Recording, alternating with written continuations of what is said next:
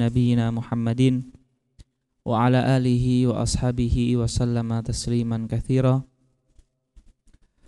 Rabbi shrah li sadri wa yassir li amri wahlul 'uqdatam min lisani yafqahu qawli.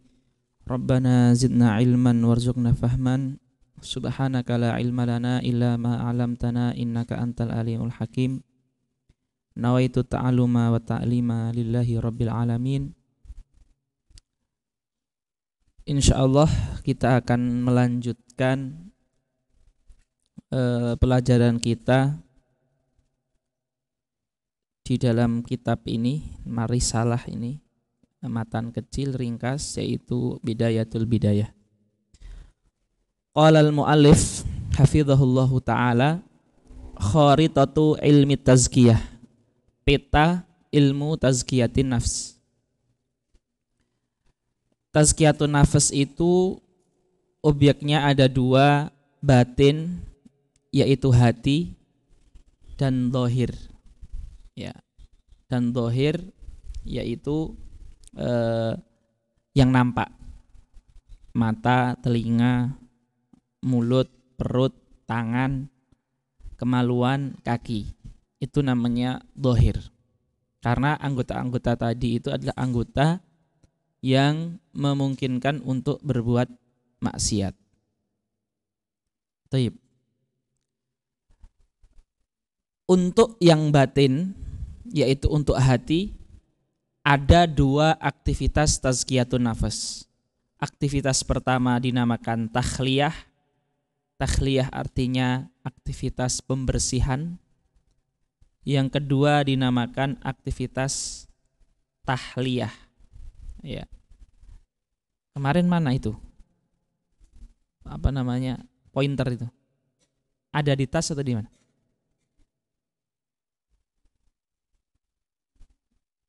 Ada nggak? Tas yang tadi itu mana? Ada di bawah sini. Ah ya, itu dia, ada di tas.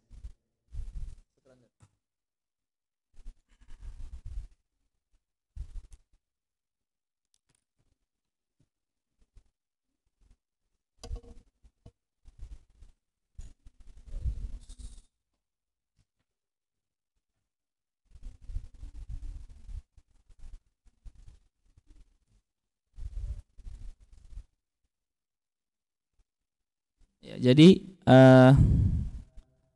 aktivitas yang kedua namanya adalah tahliyah. Tahliyah itu artinya kalau di bahasa Indonesia kan itu menghiasi, mengisi hati dengan hal-hal yang mulia. Kalau tahliyah mengkosongkan hati dari hal-hal yang tercela. Jadi aktivitas takhliyah dan tahliyah ini aktivitas untuk hati.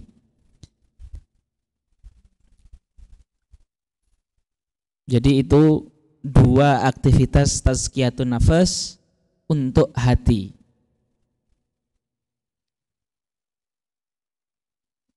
Maka dikatakan di sini takhliyah adalah tathhirul qalbi min amradihi, mensucikan hati dari penyakit-penyakitnya. Ini tahliyah. Adapun tahliyah adalah tahakkukul qalbi bil maqamati syarifah. Memantapkan, menanamkan dalam hati dengan maqamat syarifah, dengan sifat-sifat yang mulia seperti tawakal, sabar, ridho, qanaah dan seterusnya. Jadi ini dua aktivitas tazkiyah untuk hati. Sekarang aktivitas tazkiyah untuk jasad kita. Karena jasad kita itu perlu juga dilakukan tazkiyatun nafas. Yang pertama adalah ijtinabul muharramat. Meninggalkan maksiat. Meninggalkan keharaman itu adalah tazkiyatun nafas yang paling penting. Saya katakan paling penting bukan artinya 7 hal ini dilakukan secara bertahap, ini kemudian bukan. 7 ini harus dilakukan berbarengan selagi kita masih hidup di muka bumi ini. Karena perang melawan diri atau nafsu atau setan itu adalah pekerjaan selamanya, selama kita hidup. Tapi maksud saya secara prioritas meninggalkan keharaman ini adalah tazkiyah yang paling berat untuk jasad kita. Ya. Maka kalau kata Imam Ghazali itu kurang lebih artinya gini. Ketaatan itu semua orang mampu melakukan, tapi meninggalkan kemaksiatan itu hanya orang-orang yang soleh saja yang bisa. Ya, jadi itu kata Imam Ghazali. Maka dari itu ini adalah tazkiyah yang nomor 3 atau yang pertama untuk jasad. Yang kedua,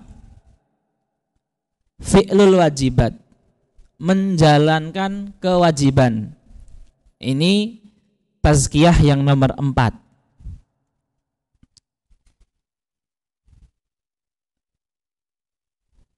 Tentu kita sekarang lagi membahas tazkiyah, bukan membahas fikih. Kalau membahas fikih, meninggalkan yang haram itu harus, melakukan yang wajib itu harus, meninggalkan yang melakukan yang sunnah itu kalau enggak dosa, kalau iya dapat pahala. Itu pembahasan fikih. Tapi kita sedang membahas tazkiyah, segala hal yang bisa membuat hati itu hidup dan segala hal yang bisa menjadi potensi hati itu mati, kita harus lakukan dan kita harus hindari. Tanpa melihat itu hukumnya apa. Ya, karena ini pembahasannya bagaimana kita bisa mendapatkan ridho Allah dan menjauhi murka Allah. Seperti itu.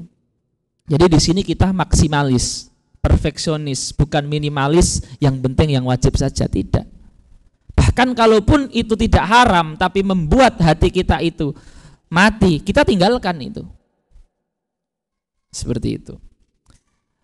Tazkiyah yang nomor 5 adalah tarkul makruhat wa ikrarul mandubat. Meninggalkan yang makruh dan melazimi menyeringkan yang sunnah. Secara fikih enggak harus. Secara fikih enggak dosa. Tapi secara tazkiyah kalau hati kita mau hidup harus memperbanyak yang sunnah, meninggalkan yang makruh. Ya, kalau kita ingin hati kita hidup seperti itu. Kemudian yang nomor 6, taklilul mubahat, meminimalisir hal-hal yang mubah, meminimalisir hal-hal yang boleh. Makan itu boleh, selama itu milik kita, bukan nyuri, bukan gosip, uangnya halal, dimakan halal, sumbernya halal, itu makan itu boleh. Tapi ketika yang boleh itu berlebihan, bisa membuat kenyang, akhirnya membuat kita ngantuk, gak maksimal dalam beribadah, kemudian syahwat menguat, kemudian lebih condong untuk rebahan karena terlalu kenyang, maka mempersedikit yang mubah itu merupakan tazkiyatun nafas, taklilul mubahat. Ya, seperti itu. Kemudian yang nomor 7 termasuk aktivitas tazkiyatun nafas adalah at-tahaqquq bil adabi wal muru'ati, menjaga adab dan muru'ah. Contoh misalkan mencium tangan orang tua, itu tidak ada yang melarang dan tidak ada yang menyuruh kalau kita kembalinya mungkin ke Quran atau ke hadis. Nggak ada perintah dan nggak ada larangan, artinya itu hal yang boleh. Tapi di dalam masyarakat mencium tangan itu adalah adab dan muru'ah bagi anak ke orang tua, bagi santri ke ustadzah atau ke ustadznya. Lah, maka ketika kita melakukan hal yang secara agama sebenarnya itu netral, nggak haram dan juga nggak wajib, atau nggak haram dan juga nggak sunnah, tetapi secara adat itu adalah uruf dan muru'ah ataupun adab yang mulia, maka kita melakukannya itu kita sedang melakukan aktivitas tazkiyatun nafas. Seperti itu. Jadi aktivitas tazkiyatun nafas ini harus selalu kita perhatikan secara bersamaan. Ya, secara bersamaan dalam rangka tujuannya seperti yang kemarin disebutkan, yaitu ikhlasuddinillah wa tahqiqul ubudiyatil kamilah. Atau kalau kita bahasakan, berpindah dari tauhid teori, tauhid informasi menjadi tauhid rasa atau tauhid aksi atau tauhid dzauqi. Seperti itu. Jadi ini poin yang 7 poin tazkiyatun nafas. Tentu kalau kita tanya yang paling penting itu mana? Tentu yang paling penting adalah tadhirul qalbi, tahqiqul qalbi, istinabul muharramat, fi'lul wajibat. Tetapi dalam rangka pelaksanaannya ini harus kita selalu lakukan secara bersamaan. Nggak akan ada kata selesai kemudian ini dulu baru ini, nggak bisa. Harus dilakukan secara bersamaan. Ini gimana menghilangkan ini? Oh iya, seperti itu. Oke ya. Jadi itu kurang lebih seperti itu. Jadi tazkiyatun nafas itu membahas 7 hal ini untuk kita amalkan. 7 hal ini untuk kita amalkan. Artinya kalau ada hati kita terasa tidak enak, hati kita terasa mungkin gelap, berarti ada 1, 2, 3 hal dari 7 ini yang kurang. Seperti itu. Jadi diobatinya kita lihat, mungkin ada keharaman yang kita lakukan, mungkin ada kewajiban yang kita sepelekan, mungkin ada rasa penyakit hati yang masih kita pendam, dan seterusnya. Jadi kalau kita merasa nggak tenang, nggak nyaman, berarti kita perlu mengecek ada apa dengan hal 7 ini. Hadirin yang dimuliakan Allah Subhanahu wa taala, kemudian kita lanjut ke halaman selanjutnya. Kenapa nggak bisa ini?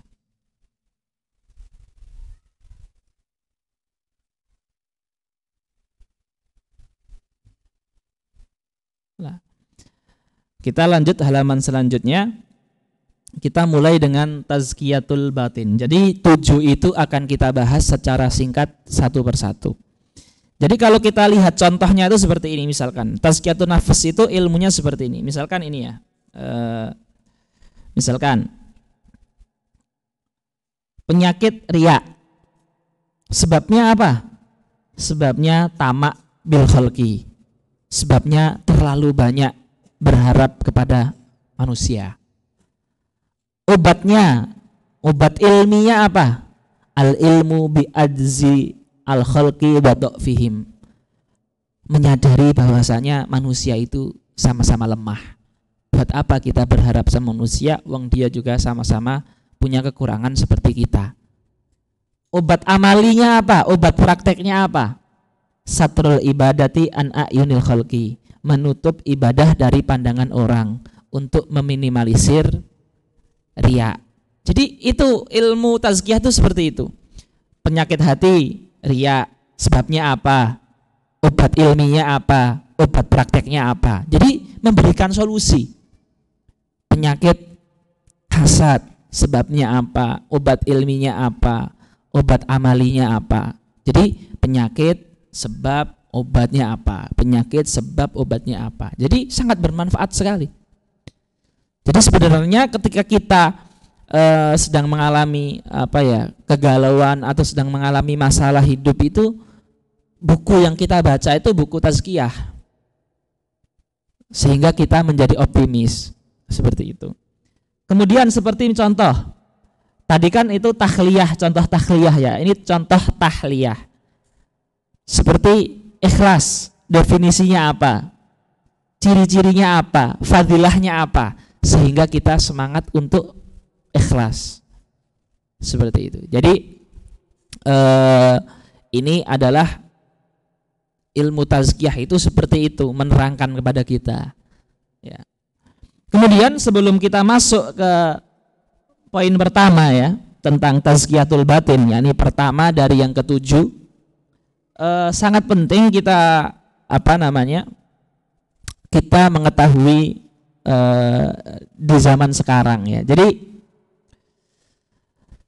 kita sebagai santri atau sebagai ustadz atau ustadzah atau santri atau santriwati ya, idealnya itu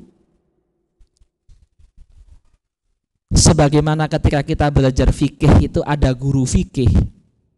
Idealnya itu ketika kita belajar ilmu hati itu, tentu ini teori ya, tapi ilmu hati itu idealnya itu juga ada murabbi. Jadi dalam kehidupan sehari-hari ada murabbi yang mendidik kita. Jadi kita punya syekh, punya guru, punya ustadzah, punya ustadz, punya murabbi atau murabbiyah yang mendidik hati kita. Ya. Maka antum yang nanti akan jadi murabbi atau murabbiyah itu harus memenuhi syarat-syarat ini. Atau kita, saya yang sekarang itu santri, harus punya guru yang memenuhi syarat ini. Dan itu bisa dikatakan sebagai guru hati. Guru hati. Ya, guru hati. Kalau guru fikih, guru nahwu itu iya harus tetap penting, tapi guru hati itu sebenarnya juga hal yang penting juga. Kalau kita ingin mencari guru hati atau nanti ke depannya kita sekarang lagi proses agar bisa menjadi murabbiyah yang baik, itu harus bagaimana? Jadi seorang mursyid atau guru hati itu pertama itu proses yang dia lakukan adalah proses harthul ardi, menyiapkan tanah. Ya. Proses yang kedua namanya adalah tatyibu al-ardi al-mabdhurah. Jadi tanah yang sudah disiapkan, sudah diratakan, sudah dicabut dari benalu dan sebagainya, tanah itu dikasih air, dikasih pupuk dan seterusnya. Ya. Proses yang ketiga, proses menjaga tanah dari apa-apa yang mengganggu. Ya, seperti itu.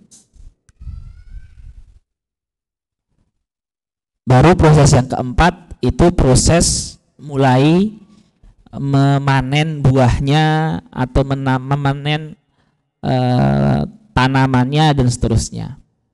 Jadi seorang murabbi itu pertama, ini kami ambil dari kitab Tarbiyatuna Ar-Ruhiyah karangan Syekh Said Hawa. Jadi beliau punya buku namanya Tarbiyatuna Ar-Ruhiyah. Jadi seorang murabbi atau seorang guru atau guru yang kita pilih itu, pertama itu ketika ingin mentazkiyah santrinya, langkah yang dilakukan pertama kali adalah an ya'mura bil ilmi wa dzikri. Ngajar kitab kayak gini nih. Ini namanya kan memberikan ilmu. Jadi itu tuh baru langkah pertama. Pelajaran tazkiyah, pelajaran bidayatul hidayah, pelajaran ta'lim muta'alim. Itu baru langkah pertama. Dan langkah pertama itu nggak cukup dengan ilmu, harus menyuruh ilmu dan dzikir. Jadi ada mutabaahnya. Jadi antum untuk tahun ini melazimi dzikir la ilaha illallah sehari 100 kali. Dzikir pagi la ilaha illallah 100 kali, tasbihnya sekian kali, dan harus dilakukan dan harus dicek. Jadi menyuruh untuk memberikan ilmu dan juga memberikan zikir. Seperti itu. Al-ilmu wa zikru. Jadi itu langkah pertama. Menyuruh agar selalu berzikir, agar ingat Allah. Kita kemarin sudah membahas ya pentingnya berzikir. Kemudian juga mengajarkan ilmu tazkiyah seperti ini, teori seperti ini. Ya, ini penting. Ta'lim muta'alim, al-akhlaq lil banin, al-akhlaq lil banat, adabul alim wal muta'alim. Itu semuanya adalah kitab tazkiyatun nafs. Tapi itu gak cukup, seorang guru gak cukup dengan itu. Harus ada yang kedua, harus melakukan al-mujahadah al-munadhamah. Itu ibaratnya pertama itu baru menyiapkan tanah, menyiapkan santri, menyiapkan diri kita dengan banyak zikir, dengan banyak baca kitab tazkiyah agar merasa pentingnya tazkiyah. Banyak zikir agar siap hati ini untuk diisi dengan tazkiyah. Setelah itu guru atau murabbi itu atau kita itu harus melakukan terhadap diri kita yang namanya al-mujahadah al-munazamah. Ada praktek nyata dalam rangka menghidupkan hati dan mematikan penyakit hati. Praktek nyata itu apa? Al-ju'ul mu'tadil. Melakukan aktivitas puasa sunnah. 1 tahun melazimi Senin Kemis, tahun kedua melazimi puasa Daud, tahun ketiga melazimi mungkin puasa sunnah setiap hari kecuali hari yang diharamkan, atau puasa Daud ditambah setiap Senin Kemis puasa juga, setiap tengah bulan puasa juga, tapi bertahap. Jadi harus ada aktivitas al-ju'ul mu'tadil. Karena obat hati itu ada 7. Salah satunya adalah al-ju'. Nanti akan disebutkan di akhir kitab. Kemudian juga melakukan aktivitas as-sumtul hakim. Diam kecuali hal yang penting. Jadi melazimkan untuk santrinya diam. Jadi hari itu setahun pertama itu hanya boleh bicara ketika di kelas, ketika belajar bareng. Selain itu tidak boleh bercanda. Bukan mengharamkan bercanda, tapi melatih untuk tidak bicara kecuali yang penting. Tapi itu susah. Yang paling realistis adalah melatih dengan puasa. Pertama, puasa itu enggak asing. Pertama, puasa itu syariatnya bagi kita itu kita tahu rukunnya, muharramatnya. Ya, maka banyak dari para syaikh, para kiai, para usatid, para murabbi itu melatih dengan puasa karena puasa itu paling mudah. Dan obat hati yang 7 yang akan kita bahas di akhir kitab itu semuanya ada di puasa. Maka dan puasa itu otomatis kita akan banyak diem karena lemah, lesu, letih dan sebagainya. Kemudian as-sahrul mali' bil khair. Melatih untuk bangun malam. Setiap malam dilatih untuk pertama mungkin bangun jam 4 selama setahun, kedua bangun jam setengah 4 selama setahun, tahun ketiga bangun jam 3 selama setahun, tahun keempat bangun jam setengah 3 selama setahun, tahun kelima bangun jam 2 selama setahun. Jadi akhirnya terbiasa bangun jam 2. Tapi itu setelah 5 tahun. Jadi guru itu harus melatih dengan puasa dan dengan qiyamul lail. Seperti itu. Lah, aktivitas qiyamul lail dan puasa yang di sistem sedemikian rupa itu seperti memberikan pupuk di tanah yang sudah disiapkan. Baru biasanya orang setelah muwadzabatil mujahadah wal aurat, orang itu setelah melazimi tazkiyah, melazimi zikir, melazimi puasa, melazimi tahajud, melazimi sholat jamaah. Ya, termasuk sholat jamaah itu termasuk al-mujahadah al-munadzamah. Itu biasanya tadharu sifatun nafsi wa amradun nafsi. Jadi orang itu ketika sudah melazimi itu, jangan dikira terus sudah sehat. Justru setelah kita melazimi hal-hal itu, Allah akan bukakan kita aib kita. Dan itu sayangnya Allah agar kita mengobatinya. Timbul penyakit kita, oh ternyata saya itu suka marah, oh ternyata saya itu suka hasad, oh ternyata saya itu suka dengki. Lah, kadang sifat buruk itu muncul justru karena Allah sayang sama kita. Setelah kita melakukan dzikir, melakukan itu, biar itu diobati sehingga kelemahan kita itu tertambal. Nah, itu kata Syekh Hawa. Jadi biasanya setelah ba'da muadzabah, mujahadah wa aurat itu wal ilmi tadharu sifatun nafsi. Kita jadi tahu penyakit diri kita. Kita jadi tahu kekurangan diri kita. Lah disinilah peran asy-syekh al-murabbi. Oh, kamu itu punya penyakit dengki.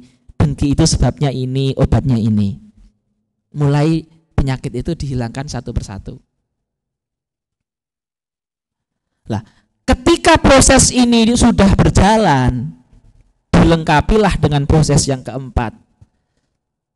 Setelah proses mengobati penyakit hati itu selalu berjalan karena nggak bisa selesai, harus selalu berjalan.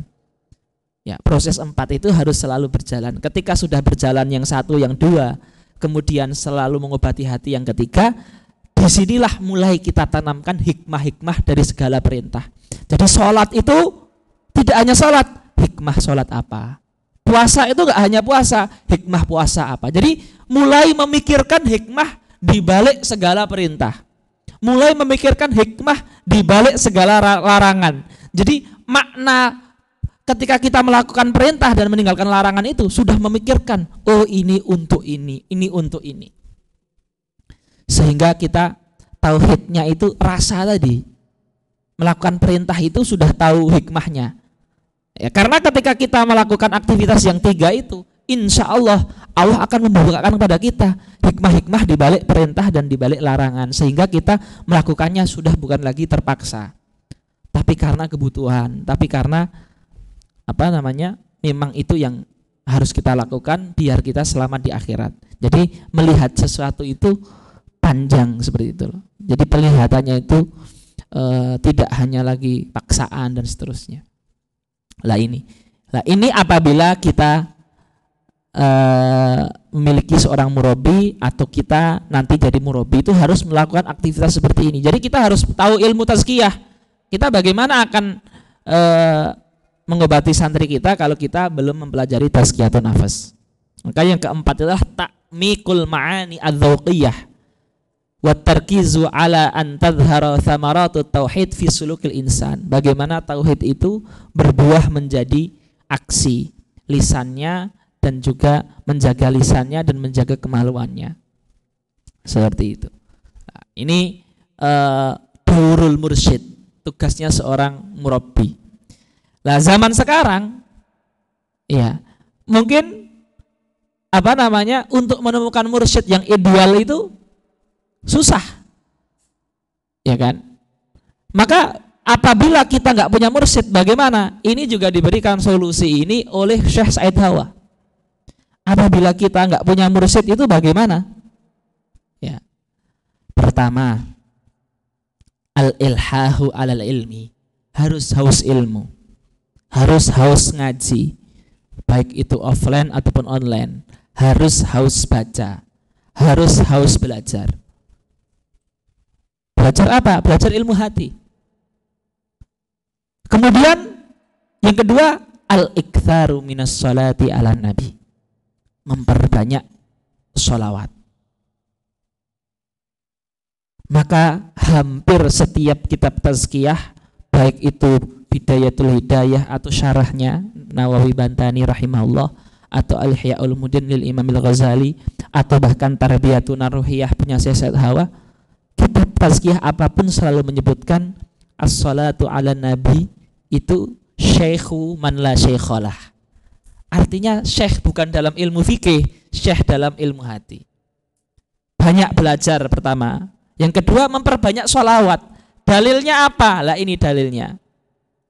Limadha as-salatu ala nabi sallallahu alaihi wasallam syekhu man la syekhalah. Kenapa sholawat itu selalu dikatakan oleh ulama manapun guru bagi yang tidak punya guru? Dalilnya pertama hadis sahih, man shalla alayya marratan sallallahu alaihi biha asyratan. Barang siapa bersolawat kepadaku 1 kali, maka Allah bersolawat kepadanya 10 kali. Wa qala Allah Ta'ala huwallazi yusalli alaikum wa malaikatuhu liyukhrijakum minadh-dhulumati ilan nur. Jadi as-salatu minallah alaina itu artinya adalah ikhrajullah iyana minaz-zulumati ilan nur. Jadi ketika kita berselawat kepada Nabi, Allah berselawat kepada kita. Salawat Allah itu artinya liyukhrijakum minadh-dhulumati ilan nur. Berarti 1 kali saja kita bersalawat artinya Allah memindahkan kita dari kegelapan menuju cahaya itu 10 kali. Dan ini Quran dan ini hadis. Artinya yang dikatakan oleh para ulama itu tidak tanpa dalil, itu dalilnya sangat kuat sekali. Selain dalilnya kuat, mujarab dan terbukti bagi yang mengamalkan sholawat, melaziminya. Jadi yang kedua, memperbanyak sholawat kepada Rasulullah. Maka kalau kita ini ingin diberikan petunjuk ketika terjadi masalah di hati kita, harus memperbanyak sholawat terus, biar setiap ada masalah selalu ada jalan keluar. Ya, seperti itu. Yang ketiga, al-mudzakarah ma'a kulli ma yumkin man yumkin an ya'khudha anhu syai'an. selalu belajar mengambil manfaat dari siapapun yang dianggap kompeten. Misalkan ini kok orang ini kok pinter ya dalam masalah kesabaran, belajar tentang kesabaran dengan dia. Orang ini kok ahli qiyamul lail, belajar cara qiyamul lail bagaimana. Jadi tidak sombong, mau mengambil ilmu kepada siapa saja. Orang ini kok ahli jamaah, konsultasi bagaimana biar rajin sholat jamaah. Orang ini nggak pernah nonton TV, nggak pernah pegang HP, belajar sama dia bagaimana memanage HP. Jadi selalu menemui orang-orang soleh dan orang-orang yang kompeten dalam bidangnya, terutama dalam bidang kehatian, tentang hati. Terus yang keempat, husnut ta'addub ma'ajami'il mutasaddirina lil irsyad ma'atamhis ala dhawil ilmi wal fikhi. Beradab mulia terhadap orang-orang soleh dan para ulama, dan selalu menimbang mereka dengan timbangan fikih. Jadi misalkan ada orang, ada habib, ada kiai, ada ustadz terkenal soleh, walaupun kita mungkin nggak cocok, tapi kita nggak menjelekkan dia, kita nggak menyebut dengan panggilan jelek, tidak menuduh dengan tuduhan yang macam-macam. Kalau ada yang pengen kita kritiki, selama benar-benar yang dia lakukan itu kok menyelisih fikih, tidak apa-apa kita kritiki tanpa menjelekkan. Jadi yang jadi saringan adalah fikih, syariah itu fikih. Kalau dia melenceng dalam fikih, ya udah kita diam aja atau kita kritisi kemelencengan itu, tetap menjaga adab yang baik.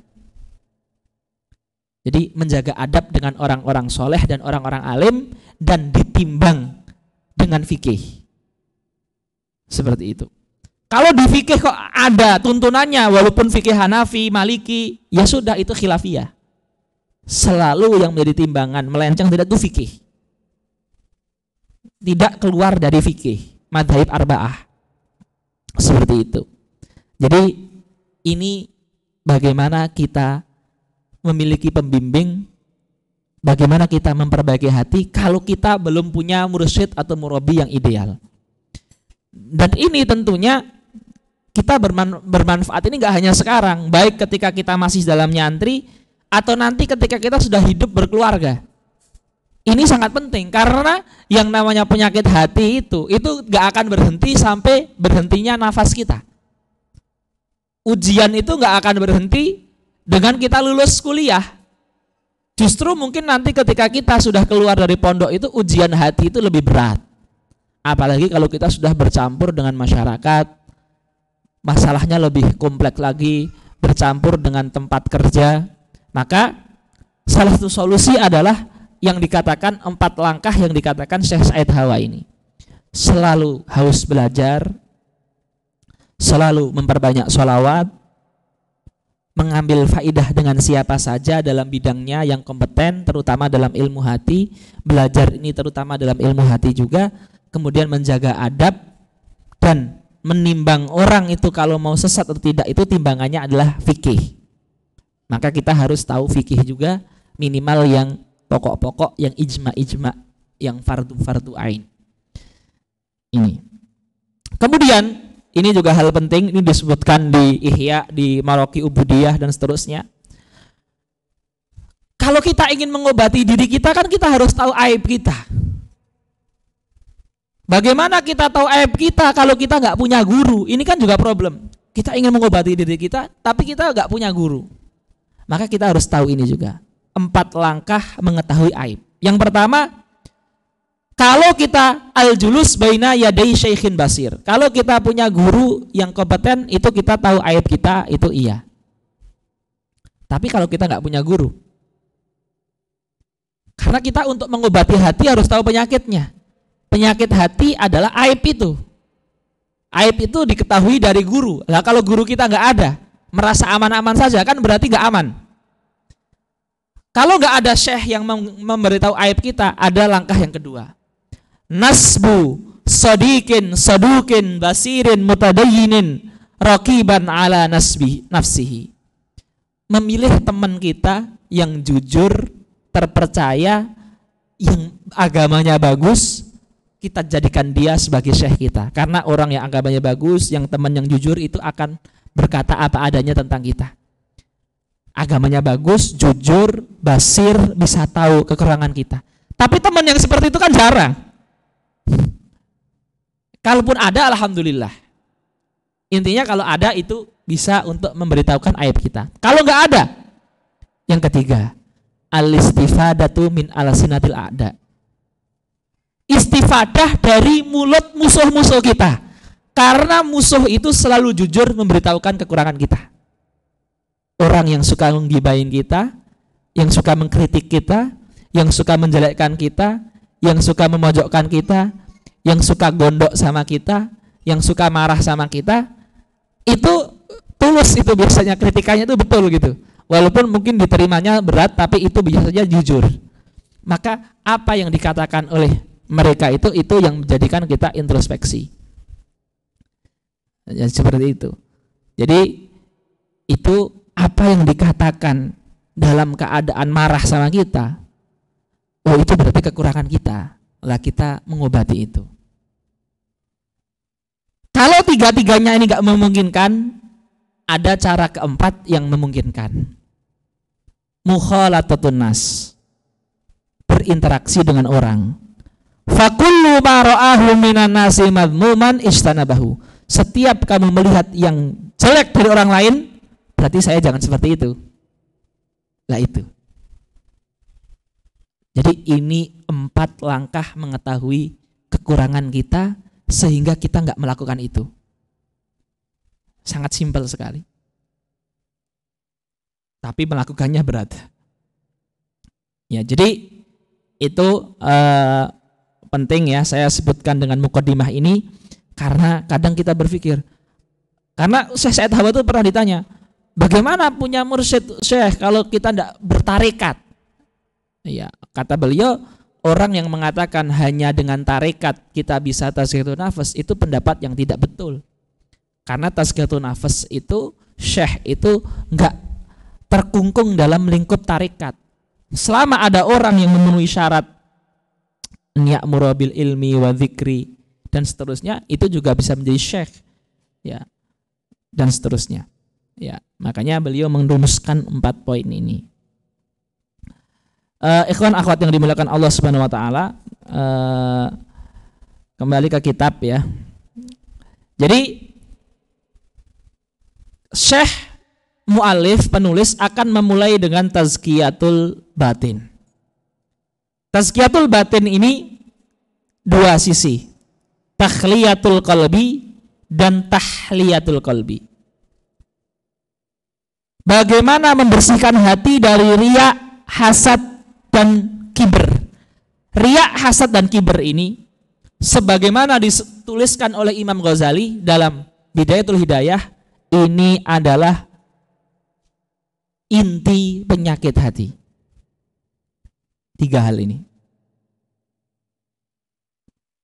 Bagaimana mengobati dari riya, dari hasad, dari kibr akan dijelaskan satu persatu.